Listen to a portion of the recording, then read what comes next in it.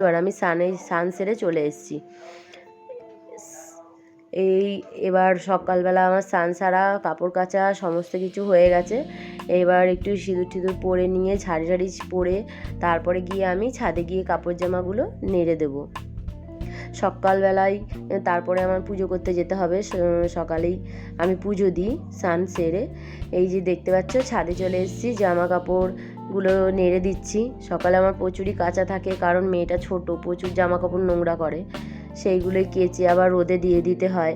সেগুলো টাইম মতন না শুকালে আবার পরতে পারবে না। এবার একটু পুজো দেবো বলে একটু গোপালের জন্য এই ফুলগুলো একটু তুলে নিচ্ছি।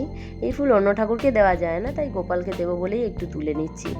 আর এই সাদা কলকে ফুলের মতো দেখতে বলে, ঠিক কী ফুল আমি জানি না, তাই একটু মহাদেবের জন্য একটু সাদা ফুল তুলে নিচ্ছি। এবার আমি চলে যাব, একটু দুব্বো তুলে নিচ্ছি আজকে। যদিও আমার দুব্বোটা রোজই লাগে, কারণ হচ্ছে